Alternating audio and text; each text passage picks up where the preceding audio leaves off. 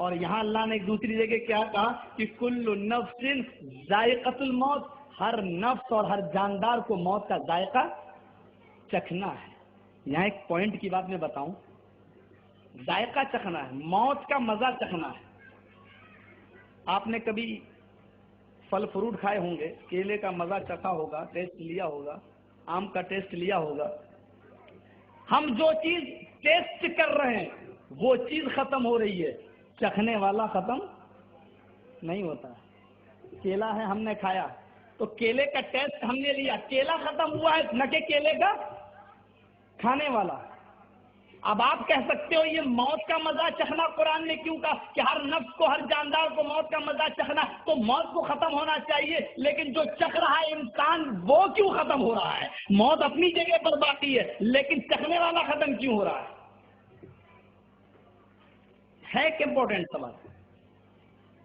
ہر چیز ایسی نہیں ہوتی ہے۔ کیلے کو ہم نے کھایا، کیلا ختم ہے لیکن کھانے والا موجود ہے۔ سیب کو ہم نے کھایا تو سیب موجود ختم ہے، ٹیسٹ کیا، وہ چیز جس کا ٹیسٹ کیا وہ ختم ہے لیکن کھانے والا موجود ہے۔ لیکن میں کہوں گا ذرا زہر کا ٹیسٹ کر کے دیکھو تو زہر موجود رہے گا اور کھانے والا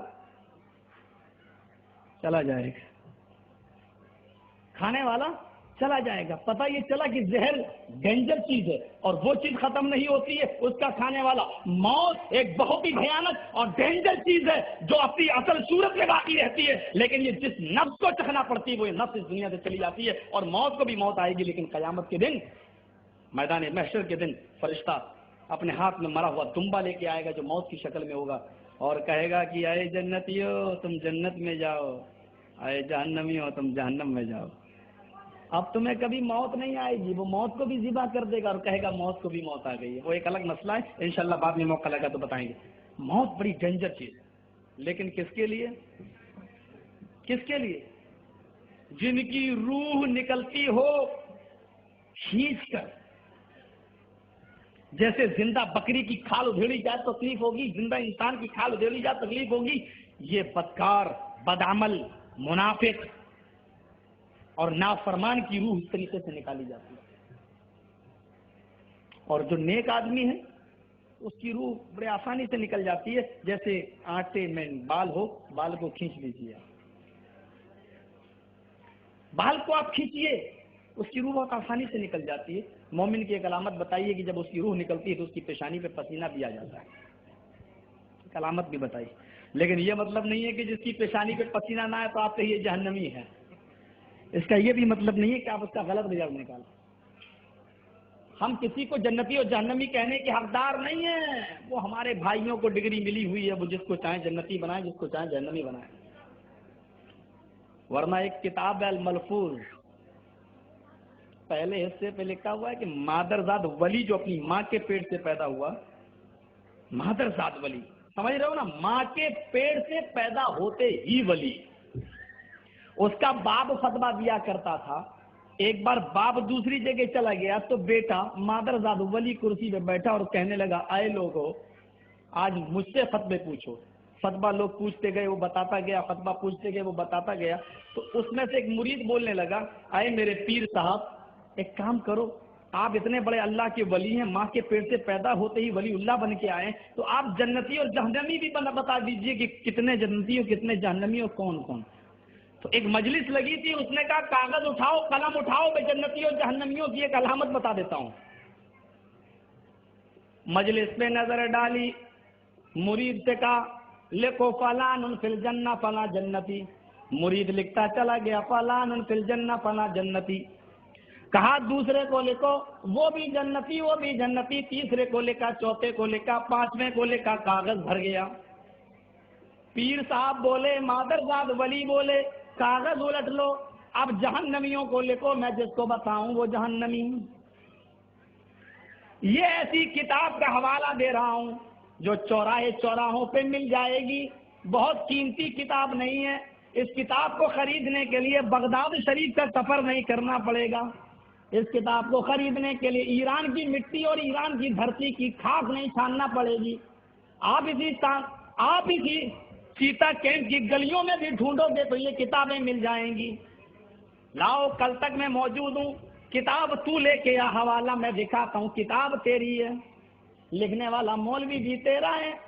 سن کیا لکھا جنتیوں کو، جب پیر صاحب لکھا جو کہ فلاں جنتی، پیر صاحب نے کہا کاغذ الٹو اب لکھو فلاں جہنمی، مجلس پہ نظر ڈالی کا لکھو فلاں جہنمی، مرید کہنے لگا ارے پیر صاحب آپ اس کو جہنمی کیوں لکھا رہے ہیں؟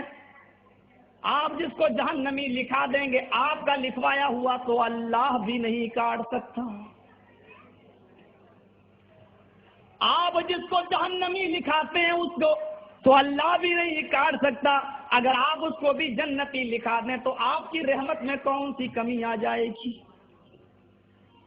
پیر نے کہا اچھا پیر میں ہوں تو مجھے مشورہ دے رہا ہے، میں کہہ رہا ہوں فلاں جہنمی تو تو لکھ۔ مرید نے کہا پیر صاحب پھر سوچ لو، آپ کسی کو جہنمی لکھا رہے ہیں یہ اچھا نہیں ہے۔ پیر نے کہا بے لکھ۔ مرید نے کہا کہ میری ہمت نہیں پڑ رہی ہے لکھنے کی، پھر سوچ لو، آپ جس کو جہنمی لکھا رہے ہیں آپ صرف جنتی اپنی زبان سے کہہ دیں تو وہ بھی جنتی بن جائے، اگر جہنمی لکھ دیا تو اللہ بھی نہیں کاٹ سکتا۔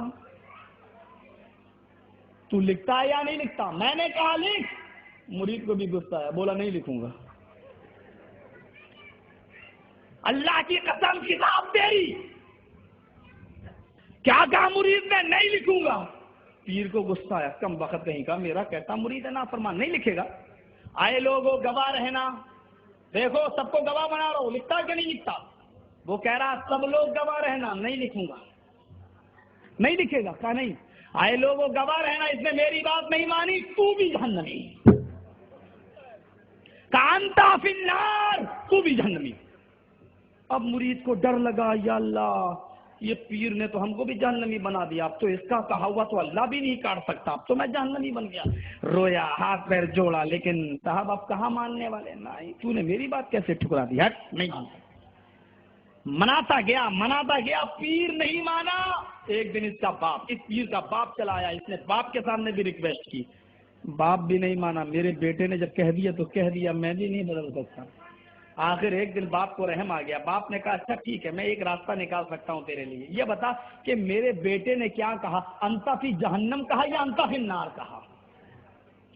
میرے بیٹے نے تم کو کیا کہا، انت فی النار کہا یا انت فی جہنم؟ تو جہنم میں یا تو آگ میں، کیا کہا؟ کہ آپ کے بیٹے نے کہا تو یہی انت فی النار، نار کہا نا، جہنم تو نہیں کہا؟ کہ نہیں، نار کے معنی آگ کے ہوتے ہیں۔ اب یہ بتا کہ تو دنیا کی آگ میں جلنا پسند کرتا ہے یا آخرت کی؟